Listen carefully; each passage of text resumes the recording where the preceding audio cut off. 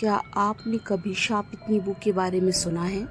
وہی نیبو جو سڑک پر اگر دکھ جائے تو لوگ اس سے دور ہو کر چلتے ہیں، لیکن اگر وہی نیبو غلطی سے آپ کے گھر آ جائے تو کیا ہوگا؟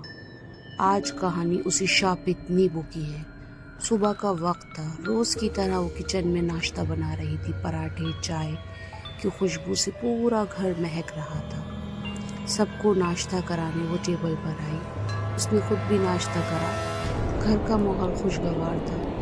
صبح بچے تیار ہو کر اسکول کے لیے روانہ ہو گئے اور اس کا ہسبینڈ بھی اپنے کام پر چلا گیا۔ وہ اپنے روزمرہ کے کاموں میں لگ گئی۔ جھاڑو، برتن، کپڑے دھونا، تمام کام نمٹا دیے۔ لیکن جب وہ کچن میں واپس آئی تو اس نے کچھ محسوس کیا۔ ہوا میں عجیب سی بدبو ہے، جیسے کچھ جل رہا ہو۔ اس نے فوراً ہی سلنڈر چیک کرا، لیکن یہ کیا؟ سلنڈر تو بالکل ٹھیک تھا، پھر یہ عجیب سی مہک کیسے تھی؟ خیر، پھر وہ کمرے میں آ کر لیٹ گئی، لیکن جیسے ہی اس نے آنکھیں بند کری اسے ایسا لگا جیسے اس کے پاس سے کوئی گزرا ہو۔ وہ جھٹ اٹھ کر بیٹھ گئی۔ چاروں طرف اس نے دیکھا لیکن کوئی نہیں تھا۔ اسے لگا یہ اس کا وہم ہے۔ سارا دن وہ کچھ سوچتی رہی۔ عجیب سا ماحول تھا آج گھر کا، سر بھاری بھاری، اس کی طبیعت بھی کچھ بوجھل سی لگ رہی تھی۔ سارا دن وہ اپنے آپ کو یہی سمجھاتی رہی، یہ اس کا وہم ہے۔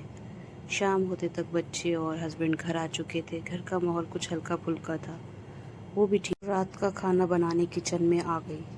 اس کو پھر کچھ عجیب سا محسوس ہوا، جیسے کچھ ہے۔ اس نے جھک کر برتن نکالنے کے لیے جیسے ہی کبرڈ کھولا، یہ کیا؟ وہاں کوئی تھا، لیکن کون؟ وہ ڈر گئی، پسینے پسینے ہو گئی، لیکن اس نے پھر سے ہمت کر کے نیچے دیکھا تو وہاں کوئی نہیں تھا۔ اس نے سوچا یہ اس کا وہم ہے یا تھکان کی وجہ سے ہوا، لیکن اصل ماجرا تو کچھ اور تھا۔ صبح جب اس کا ہسبینڈ سبزی لینے کے لیے بازار گیا تھا، راستے میں اس کے ہاتھ سے تھیلا چھوٹ گیا۔ جلدی جلدی میں اس نے سبزیاں سمیٹی، غلطی سے وہ ٹوٹکا کیا ہوا نیبو بھی ان سبزیوں کے ساتھ اٹھا لایا۔ یہ وہی ٹوٹکا کیا ہوا نیبو تھا جو کل رات کسی نے دیوالی پر ٹوٹکا کر کے سڑک پہ پھینکا تھا، جادو کر کے، اور اب وہ جو بھی تھا اس سامان کے ساتھ اس کے گھر میں آ چکا تھا۔ اب وہ کالا سایہ صرف کچن تک محدود نہیں تھا، وہ پورے گھر میں تھا، ہر طرف۔